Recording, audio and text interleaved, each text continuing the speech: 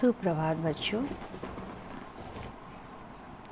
आप सभी प्रशिक्षुओं का फिर से मेरे क्लास में स्वागत है। जैसा कि मैं आप सबों का जेंडर स्कूल एंड सोसाइटी के अंतर्गत यूनिट 2 का सिलेबस, उसमें हमने धर्म से संबंधित आप लोगों को अब तक वीडियो के माध्यम से चर्चा की है।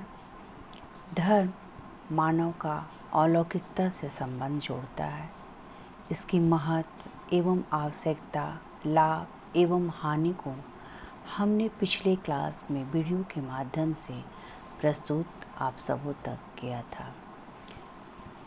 धर्म जो है, हमने उस वीडियो में क्या जाना कि यह धर्म जो है मानवता को विकसित करती है, हमारे आर्थिक जीवन पर नियंत्रण लाता है, समाज के कल्याण, जितने भी समाज के कल्याणकारी कार्य हैं उसमें मानव को, बालक को क्या करता है, रुचि लाता है। और साथ ही साथ यह हमारी मानसिकता जो तनाव है, इससे हमें ये जो धर्म है इससे संघर्षों से मुक्ति दिलाता है। और साथ में इसके डिमेरिट भी हैं कि इसके अंतर्गत मानव अपने आप को भाग्यवादिता की तरफ मानता है। ये प्रगति में बाधक है। यह सामाजिक जो धर्म है ये हमारी सामाजिक समस्याओं में वृद्धि करता है, व्यक्ति को प्रायः निष्क्रिय बनाता है। और यह विज्ञान का प्रायः क्या है, धर्म क्या है, विरोधी है। और इसके कारण मानव जो है, इसकी जो धर्म की उसे आवश्यकता पड़ती है और बालक के मनोबल में वृद्धि की जा सकती है। धर्म के द्वारा नैतिक, सामाजिक, आध्यात्मिक, चारित्रिक का क्या हो सकता है, विकास हो सकता है। तो हमारे लिए धर्म की आवश्यकता है। और अपने स्वयं के विकास के लिए व्यक्तिगत जिम्मेदारी संभालने की आवश्यकता है। तो हमने लाभ, हानि, आवश्यकता, धर्म के बारे में जाना। तो आज हम देखेंगे धार्मिक शिक्षा का स्वरूप। हमारा अगला शीर्षक है शिक्षण केंद्र बिंदु का धार्मिक शिक्षा का स्वरूप, नेचर ऑफ रिलीजियस एजुकेशन। तो प्रायः हम क्या देखते हैं कि विश्व का जो इतिहास है वह विहंगम दृष्टिपात करने से पता चलता है कि यहाँ की जो धार्मिक और नैतिक सिद्धांत ने शिक्षा के जितने भी उद्देश्य और पाठ्यक्रम, शिक्षण पद्धतियों को क्या करते आया है, प्राचीन युग से प्रभावित किया है। हमारा विश्व के इतिहास में धार्मिक शिक्षा जो है वो प्रायः प्राचीन काल से चलता आया है और नैतिक सिद्धांतों के अनुसार उसके पाठ्यक्रम बने हैं और हमारी शिक्षण विधियाँ को हमारा यह धर्म जो है प्रभावित किया है। और इस युग में धर्म ही जो है बालक का शिक्षा का मुख्य साधन रहा है। यह धर्म ही बालक के लिए क्या रहा, शिक्षा का मुख्य साधन रहा कि इसके अंतर्गत उन्होंने कैसे शिक्षा ली। बालक तो धर्म ने ही लोगों को एकता, सहयोग और शांति से क्या रहना सिखाया, शांति से हमारे विश्व में रहना सिखाया। धार्मिक शिक्षा की आवश्यकता को देखते हुए, है ना, हमने इतनी आवश्यकता को देखा तो देखते हुए कह सकते हैं कि हमारा जो धार्मिक शिक्षा है वह भारत ही नहीं किसी भी देश के लिए आवश्यक है, हमारे पूरे विश्व के लिए आवश्यक है। हमारे किसी भी देश के लिए जो है ये धार्मिक शिक्षा जो है ये आवश्यक है। परंतु समय हमारा क्या है, परिवर्तनशील है। परंतु धार्मिक शिक्षा का जो स्वरूप है यह किस प्रकार का हो विद्यालय में, यह हमारे चिंतन का क्या रहा, अति महत्वपूर्ण विषय रहा। क्योंकि प्राचीन काल की जो शिक्षा पद्धति थी वो गुरुकुल की शिक्षा पद्धति थी, लेकिन हमारा धीरे धीरे धार्मिक जो विविधताओं का जो देश है उसमें क्या हो गया कि ये विद्यालय में इसका धार्मिक शिक्षा का जो स्वरूप है वह विद्यालय में कैसा होना चाहिए, यह प्रायः हमारे लिए सोचनीय का विषय हो गया, चिंतनीय का विषय हो गया। तो ये जो हम धार्मिक विविधताओं और बहुरंगी संस्कृति वाला देश है, हमारा भारत क्या है, विभिन्नताओं का देश है और बहुरंगी संस्कृति में यहाँ भिन्न भिन्न संस्कृतियों वाले हमारे देश में प्रायः निवास करते हैं। तो यह इस देश की पहचान हमारा क्या है, इस देश की पहचान ही हमारा आत्मा है। और यहाँ हर नागरिक को प्रायः अपने अनुसार क्या करना है, धर्म को मानना है, नागरिक को पूजा करना, त्योहार मनाने की सारी क्या है, आज़ादी मिली हुई है। तो भारत की इस धार्मिक रंगीनियत को बनाए रखने के लिए क्या ज़रूरी है कि बच्चों को हम प्राइमरी से ही धार्मिक सहिष्णुता से अवगत कराया जाए। धार्मिक सहिष्णुता, उसके विचार, सहयोग, सहनशीलता, अपने धर्म और त्योहारों की जानकारी देने के साथ उन्हें हम क्या करें, दूसरे धर्म और उनकी मान्यताओं, है ना, बालक को हम क्या करें, प्राइमरी से धार्मिक सहनशीलता करने की आदत डालें और अपने धर्म और त्योहारों को जानकारी देने के लिए उन्हें हम दूसरे धर्म का करने वाला अनादर न करें। दूसरे धर्म के अंतर्गत हमें उन्हीं भावनाओं से उन्हें हम ओत-प्रोत कराएं, उन्हें हम अवगत कराएं, ताकि क्या हो, विभिन्न धर्मों ने क्या किया है, विभिन्न धर्मों ने हमें अच्छाइयों का रास्ता दुनिया को दिखाया है। और यह सही गलत की जो परंपरा है हमारे कहाँ से मिलती है, धार्मिक ग्रंथ से मिलती है। तो हमें विद्यालय में आकर बालकों को विभिन्न धर्मों के प्रति, विभिन्न धर्म ग्रंथों से हमें उन्हें क्या करना होगा, शिक्षा देना होगा, ताकि वो विभिन्न धर्मों की अच्छाइयों को जाने और सत्य की खोज की ओर, सही मार्ग की ओर हमारा बालक चले और सही गलत का वह निर्णय ले सके। इसके कारण हमारे धर्म ग्रंथों से जो निकली है, धर्म ग्रंथों से जो हमारी परंपरा निकली है, उसको हमारा बालक क्या करे, ग्रहण करे। और किसी एक धर्म से नहीं, बल्कि सभी धर्मों का मूल मंत्र है। क्या मूल मंत्र है? कि हम सही रास्ता अपनी दुनिया को दिखाएं और बच्चों के जीवन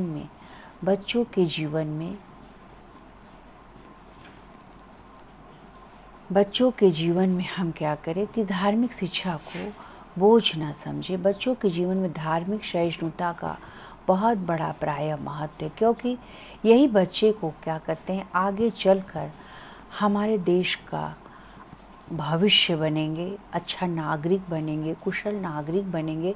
तो इन्हें हमें धार्मिक आदर्शों के प्रति हमें खड़ा करना है। और जहाँ तक प्रायः धार्मिक शिक्षा दिए जाने का प्रश्न है, धार्मिक शिक्षा विद्यालय के अध्ययन के घंटों को जाने, हमारे जो विद्यालय के जो पढ़ाई करने का जो समय की जो अवधि है, उसके घंटों के पश्चात हम क्या जाने कि उसे हम धार्मिक शिक्षा को, पढ़ाई करने के बाद हम धार्मिक शिक्षा को उनके साथ हम पृथक रूप से जोड़ देनी चाहिए। क्या किसी धर्म विशेष की शिक्षाओं का आचरण को प्रोत्साहन दिया जाना चाहिए? अब हमारे सामने ये प्रश्न खड़ा होता है कि क्या किसी धर्म विशेष की शिक्षाओं के जो आचरण है उसको प्रोत्साहन देना चाहिए? तो क्या ऐसा कदापि नहीं। धर्म की शिक्षा किसी विशेष चक्र में न प्रदान करके संपूर्ण विद्यालयी वातावरण का सृजन धार्मिकता के उत्तम गुणों के द्वारा करना चाहिए। धर्म की शिक्षा किसी विशेष चक्र में न प्रदान करके संपूर्ण विद्यालयी वातावरण का क्या करना चाहिए, निर्माण करना चाहिए कि धार्मिकता के उत्तम गुणों के द्वारा क्या कर सके, हमारा बालक जो है धर्म की शिक्षा को एक चक्र में नहीं प्रदान करके अपनी जो मानव सृजन की जो उनके अंतर्गत उत्तम गुण है, मानव सृजन का निर्माण करना चाहिए।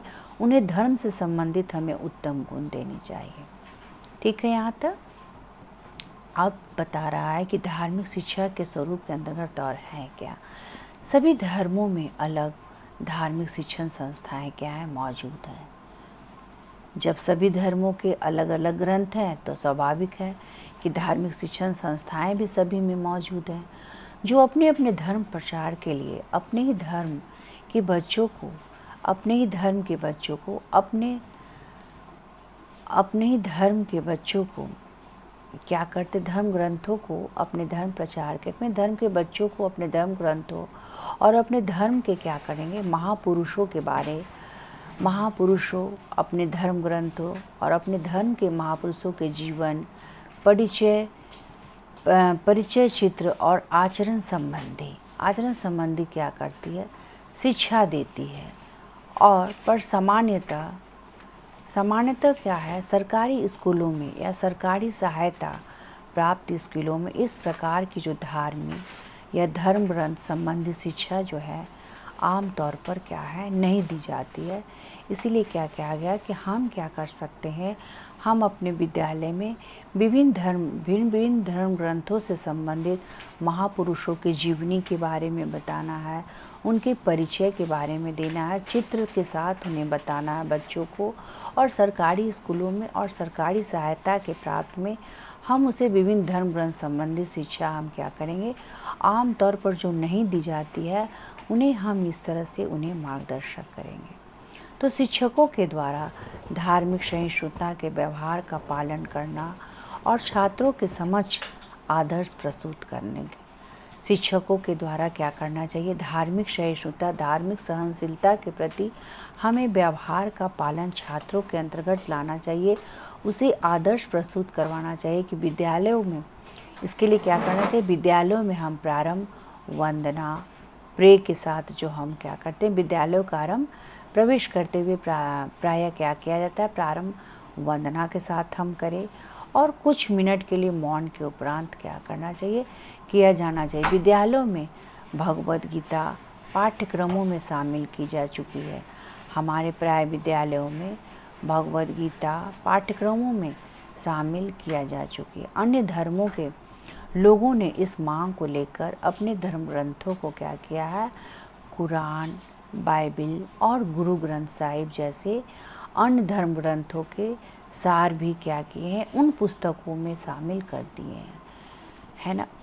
हमारे जो पाठ्यक्रम है, बच्चों के लिए जो पाठ्यक्रम बनाए जाते हैं वो विद्यालयों में क्या करना है, भगवद गीता का पाठ, विभिन्न तरह के भाषण, योजना, तो धर्म ग्रंथों के अर्थात पे कुरान, बाइबिल और गुरु ग्रंथ साहिब जैसे हमें क्या करना, अन्य धर्म ग्रंथों के क्या सार भी उन पुस्तकों में शामिल कर दिया जाए ताकि विद्यालय के जो बच्चे हैं वो क्या कर सके, स्पष्ट रूप से इसका अध्ययन कर सके और बचपन से ही उनके अंतर्गत क्या आ जा सके, नैतिक शिक्षा। बचपन से ही उनके अंतर्गत विभिन्न धर्म ग्रंथों के आधार पे, विभिन्न महापुरुषों के आधार पे उनके अंतर्गत क्या आ जाए, नैतिक शिक्षा ग्रहण कर सकेंगे। और स्वाभाविक है जब बच्चों में नैतिक शिक्षा आ जाएगी तो उसके अंतर्गत क्या होगा, आध्यात्मिकता का विकास होगा, सर्वांगीण का विकास होगा और बच्चों में सभी धर्मों का आदर करने लगेंगे तो सब धर्म समभाव का बोध विकसित होगा।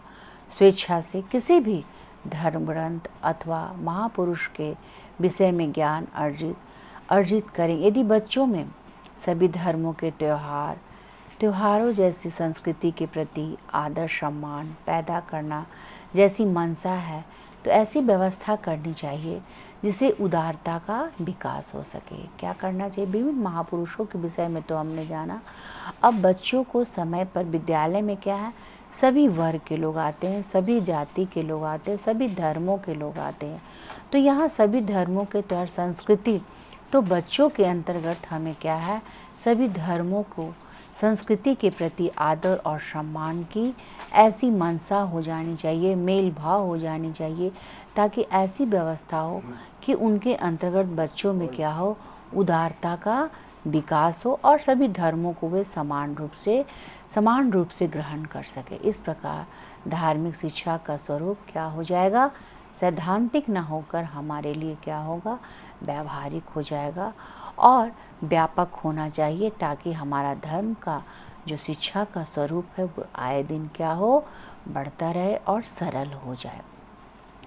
नेक्स्ट टॉपिक है कि धर्म से रिलेटेड कि धार्मिक शिक्षा के आयोजन में क्या क्या सावधानियां होनी चाहिए, उसका जो आयोजन है उसमें क्या क्या सावधानी बरतनी चाहिए। तो प्रायः हम क्या जानते हैं कि भारत हमारा जो है वो धर्मनिरपेक्ष राज्य है, परंतु धर्म का तत्व भारत में अत्यधिक महत्वपूर्ण है, परंतु धर्म का जो तत्व है भारत में अत्यधिक महत्वपूर्ण। अतः विद्यालयों में धार्मिक शिक्षा का आयोजन क्या करना चाहिए, समय समय पर करते रहना चाहिए और उसके लिए हमें क्या है, निम्नलिखित बातों पर गौर करना चाहिए या ध्यान रखना चाहिए। पहला क्या है कि संकीर्ण धार्मिक शिक्षा बालक को क्या करती है, परलोक के लिए तैयार करती है। संकीर्ण विचारधारा जो है इससे बालक को परलोक के लिए तैयार करती है। इससे उन्हें वर्तमान जीवन की जो वास्तविकता है, घटनाएं हैं, यथार्थताओं का ज्ञान नहीं हो पाता। संकीर्ण अगर विचारधारा रहेगी, हमारी सोच, हमारा दृष्टिकोण अगर संकुचित होगा तो क्या होगा, बालक उस हिसाब से अपने आप को यथार्थ जीवन के लिए तैयार नहीं कर पाएंगे और इस तरह से उन्हें धर्म से संबंधित क्या है, वास्तविक ज्ञान नहीं हो पाएगा और यह प्रायः क्या है, अनुचित है।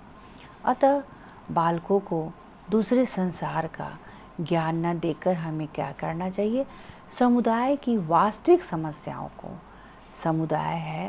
समुदाय जो एक निश्चित भौगोलिक क्षेत्र के अंतर्गत वहाँ की जो समस्याओं को हमें क्या करना है, सुलझाने के लिए तैयार करना चाहिए, ताकि संकीर्ण न होकर क्या हो जाए, हमारा धर्म के अंतर्गत जो सुविधाएं हैं वे क्या हो जाए, व्यापक होना चाहिए।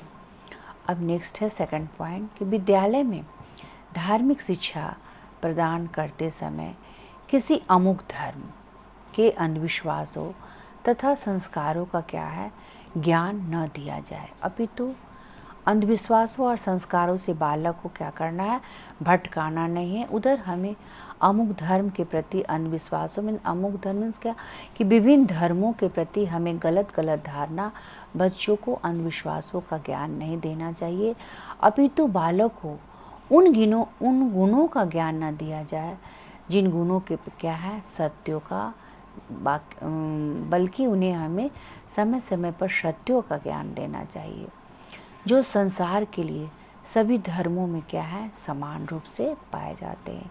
अगर हम सत्य का सहारा लेंगे और सत्य का ज्ञान बालकों में देंगे, क्योंकि बालक क्या है, बालक का मस्तिष्क एक साफ स्लेट के समान है, कोरे कागज के समान है, तो हम उसमें जैसा ज्ञान हम प्रारंभिक अवस्था में जैसा ज्ञान हम उसके अंतर्गत डालेंगे वह वैसा ही ज्ञान उसके अंतर्गत समा जाएगा। तो संसार के सभी धर्मों में समान रूप से पाया जाता है, अर्थात मानवीय गुणों का महत्व दिया जाए। ऐसे बालकों में सत्य की राह पे, सत्यम शिवम सुंदरम की राह पे करके हमें बालकों में क्या है, मानवीय गुणों, मानव के व्यवहार के गुणों का महत्व क्या हो जा रहा, बढ़ जा रहा, और वैसा हम इन्हें ज्ञान देंगे।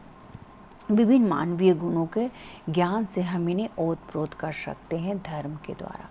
शिक्षा में नेक्स्ट पॉइंट है, शिक्षा में व्यक्ति क्या है, समाज, राष्ट्र तथा विश्व।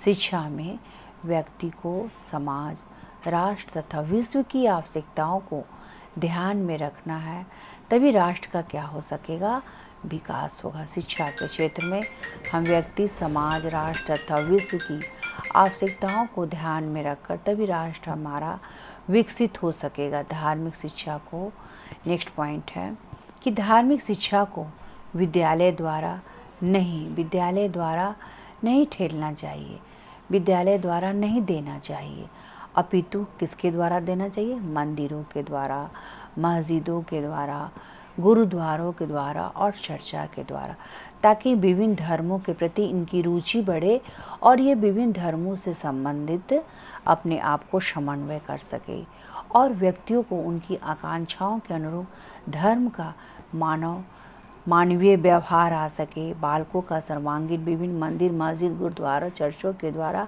बालकों के अंदर विभिन्न धर्मों के प्रति सर्वांगीण विकास हो और उन्हें धर्म का, उन्हें अपनी उनकी आकांक्षाओं के अनुरूप उन्हें विभिन्न धर्मों का बोध हो। नेक्स्ट है विश्व के महापुरुष, क्या इनमें हम सावधानियाँ क्या रखना है कि विश्व के जितने भी महापुरुष उनकी जीवनियाँ, कहानियाँ तथा उनके आदर्शों को हम समय पर क्या दे सके, बालकों में शिक्षा देनी चाहिए। देशभक्तों ने राष्ट्र के लिए क्या क्या किए, कौन से बलिदान दिए, मानव कल्याण के लिए उन्होंने क्या क्या ठोस प्रयास किए, ये सारी शिक्षा महापुरुषों की जीवनी, उनके वृत्तांत के अंतर्गत कहानियाँ हमें समय समय पर बालकों में क्या करनी चाहिए, शिक्षा देनी चाहिए और वे उसे अपने शिक्षा में, अपने सिलेबस में हमेशा सारहित कर लेना चाहिए, ताकि उससे ये क्या हो, शिक्षा के प्रति वे क्या कर सके, धर्म से रिलेटेड वो जितनी है वो सावधानियाँ बरत सके। किशोर तथा किशोरियों का आलोचनात्मक दृष्टिकोण विकसित हो सके। बालक एवं बालिकाओं का जितना भी आलोचनात्मक दृष्टि है उसका क्या कर सके, विकास हो और वे आलोचना से, वे सभी धर्मों की आलोचना से वे दूर हो सके। बच्चों में आराध्य की भावनाओं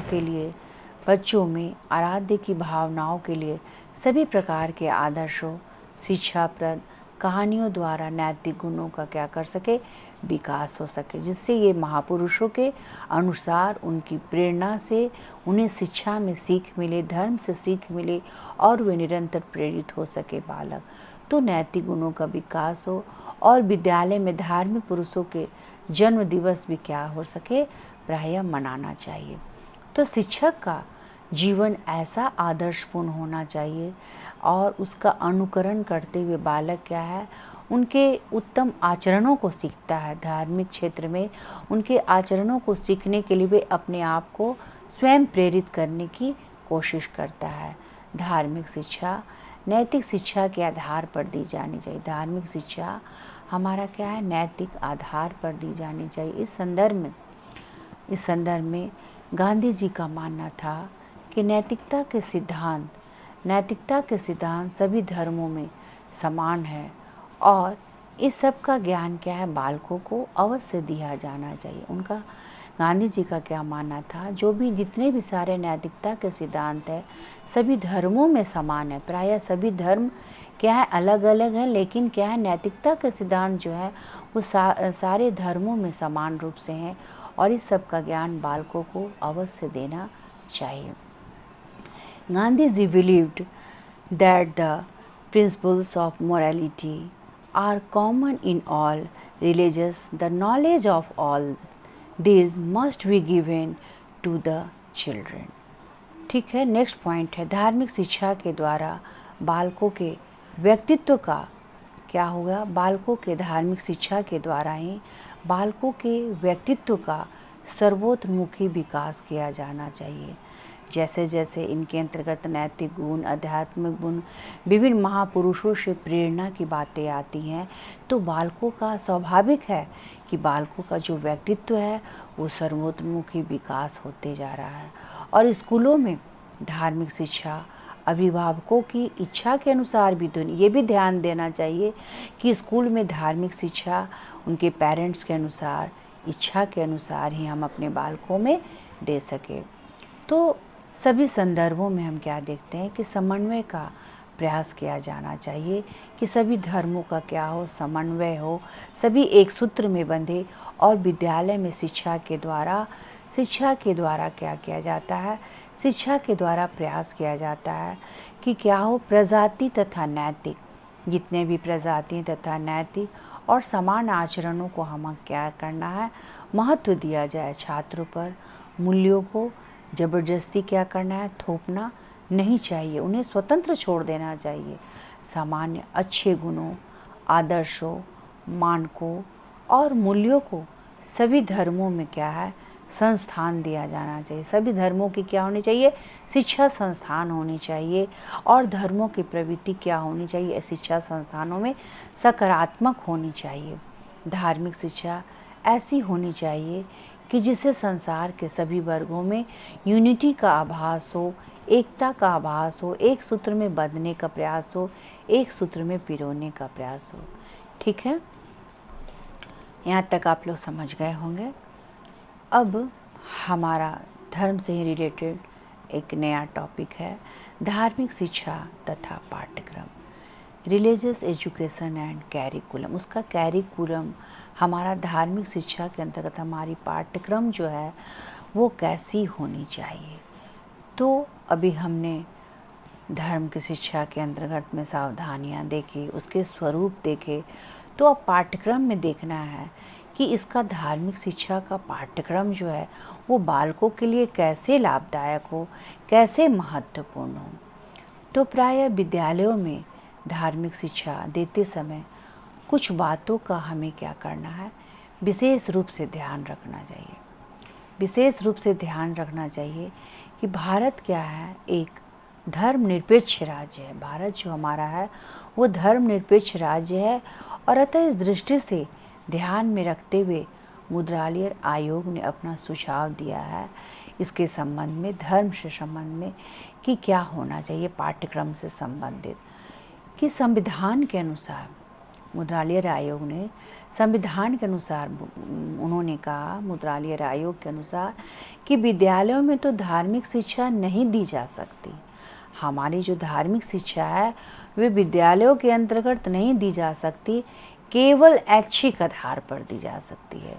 और स्कूल के पढ़ाई के घंटों का अतिरिक्त जो धार्मिक शिक्षा, कहने का था कि स्कूल में जो पढ़ाई का समय है उसके बाद हम अतिरिक्त समय जो धार्मिक शिक्षा दे सकते हैं, है ना, वो ऐच्छिक आधार पे कि किस बालक को धार्मिक शिक्षा की पढ़ाई करनी है, अभिभावकों की इच्छा के अनुसार और बालक की इच्छा के अनुसार। ऐसे शिक्षा विशेष धर्म के बालकों और अभिभावकों तथा स्कूल के प्रबंधकों की इच्छा से ही दी जा सकती है। किसके किसके आधार पे? धार्मिक शिक्षा जो है हम ऐच्छिक आधार पे दे सकते हैं। स्कूल की पढ़ाई के घंटों के अतिरिक्त हम जो बालक इसे ग्रहण करना चाहेंगे, जो अभिभावक के आधार पे और स्कूल की प्रबंधकों के अनुसार ही हम क्या कर सकते हैं, धार्मिक शिक्षा बालकों में डाल सकते हैं। तो मुद्रालय आयोग का जो सुझाव था, उन्होंने क्या बताना चाहा कि स्कूल में भेदभाव, द्वेष, धार्मिक घृणा, क्या क्या स्कूल में जो भेदभाव जो प्रायः पनपते हैं, द्वेष पनपता है, धार्मिक घृणा आती है और कट्टरता को प्रायः क्या, इनका ये संकेत था कि प्रायः यह जो भेदभाव और द्वेष जो और धार्मिक घृणा जो पनप रही है, कट्टरता धर्म के क्षेत्र में पनप रही है, वे क्या कर सके, इसको प्रोत्साहन न दिया जाए। इसीलिए इन्होंने क्या कहा कि हम पढ़ाई से अलग ऐच्छिक, इसके पढ़ाई, स्कूल की जो पढ़ाई है उससे हम बच्चों को अलग से धार्मिक शिक्षा के अतिरिक्त समय देकर हम उन्हें धार्मिक शिक्षा दे सके और उनकी इच्छा के अनुरूप। इस प्रकार तो स्पष्ट है ना, इस प्रकार क्या है, यहाँ पर पूरा साफ स्पष्ट हो जा रहा है कि धार्मिक शिक्षा की जो पाठचर्या है, जो हमारा सिलेबस है, जो हमारा कैरिकुलम है, किसी धर्म विशेष के धर्म ग्रंथों को समाविष्ट न करना और सभी धर्मों को, अच्छी बातों को और आदर्शों को और शिक्षाओं को स्थान दिया जाना चाहिए, जिससे बालकों में सभी धर्मों के प्रति क्या हो, आदर हो और सब धर्म का समवाय का विकास हो सके। ऐसी शिक्षा हम दे कि सभी बालकों के अंतर्गत क्या हो, सभी धर्मों के प्रति सम्मान की भावना हो और सम्मान की भावना के साथ साथ सभी धर्मों को वो अपनी समवाय का विकास कर सके और धर्म के प्रति सकारात्मक दृष्टिकोण उत्पन्न कर सके। तो धार्मिक शिक्षा तथा शिक्षण विधियाँ, धार्मिक शिक्षा तथा शिक्षण विधियाँ, religious education and teaching method. अब हमें क्या देखना है पाठ्यक्रम के दौरान कि इसके शिक्षण विधियाँ जो हैं वह कैसी देनी चाहिए। तो धार्मिक शिक्षा तभी सफल होगी, धार्मिक शिक्षा तभी सफल हो सकती है जब हम बालकों में क्या करेंगे, रटने का सिद्धांत है ना, रटने का सिद्धांत बिल्कुल ना रखें, अपितु उनके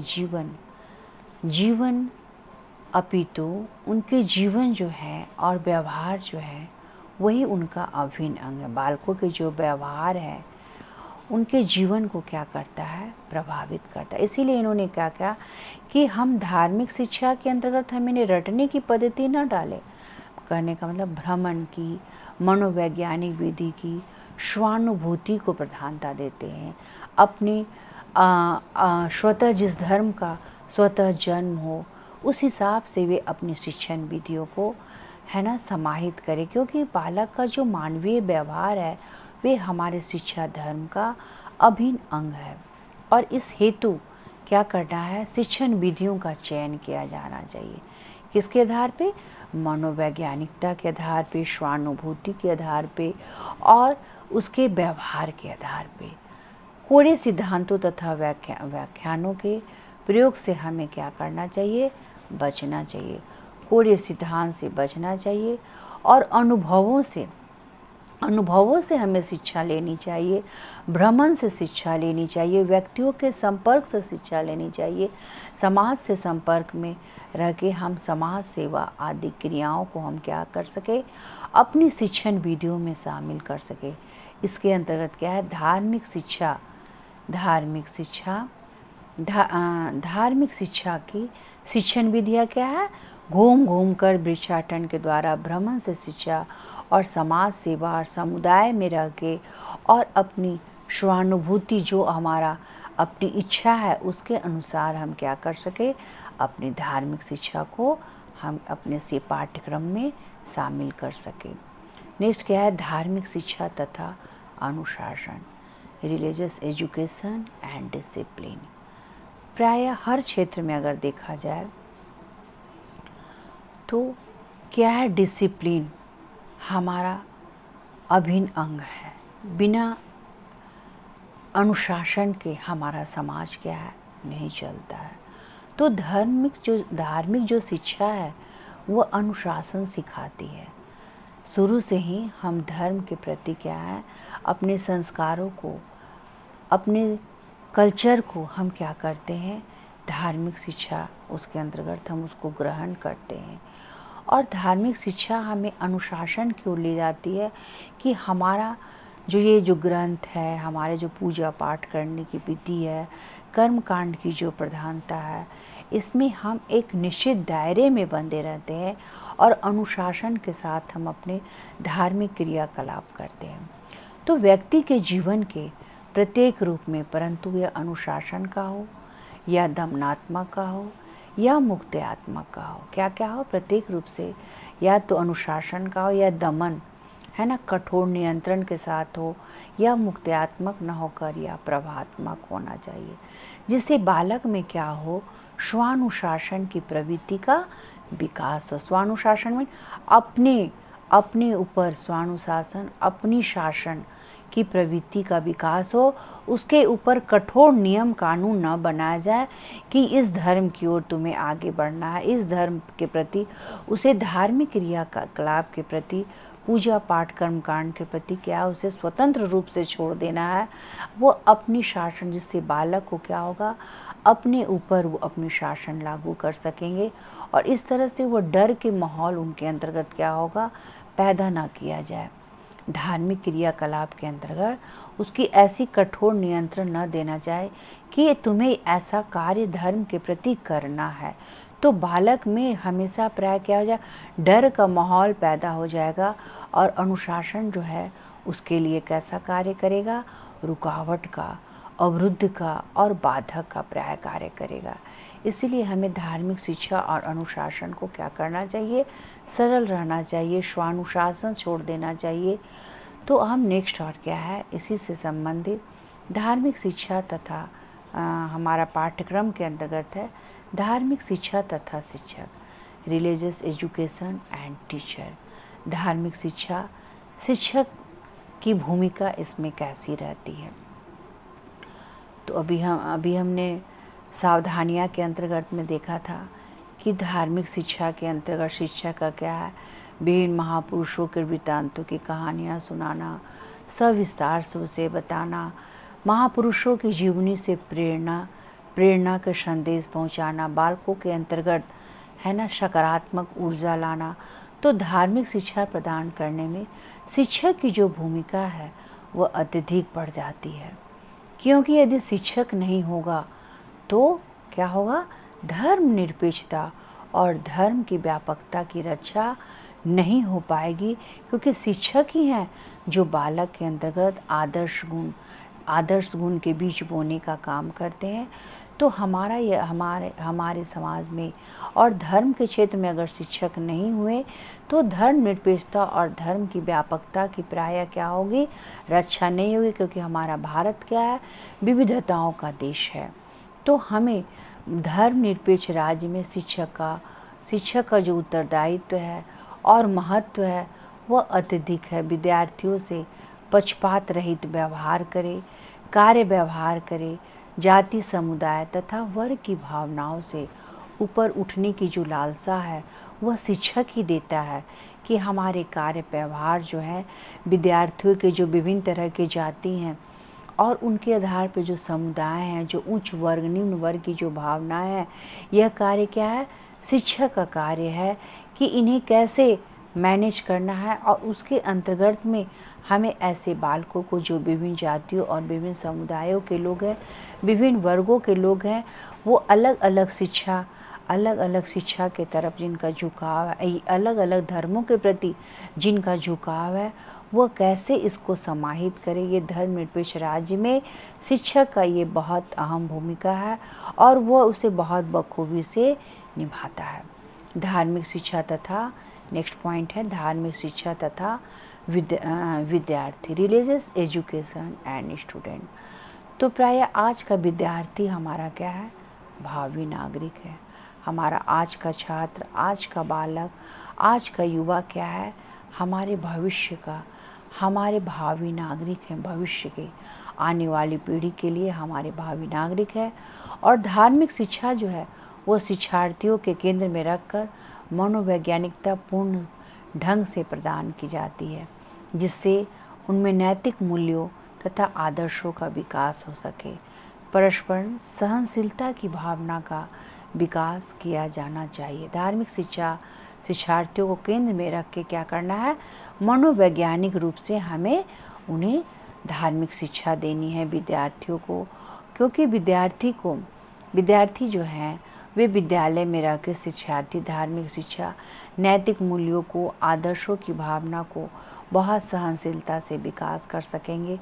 और इस तरह से उसके अंतर्गत सहनशीलता, परस्पर सहयोग की भावना, द्वेष की भावना नहीं आएगी। सहनशीलता की भावना और प्रेम की भावना और भाईचारे की भावना का विकास किया जाना चाहिए।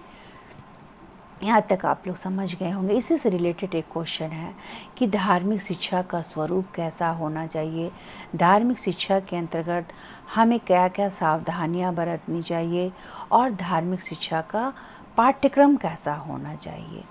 तो हम इतना कहते हुए अपने शब्दों को विराम देते हैं, फिर हम पुनः अगले क्लास में आप सभी से फिर मिलते हैं।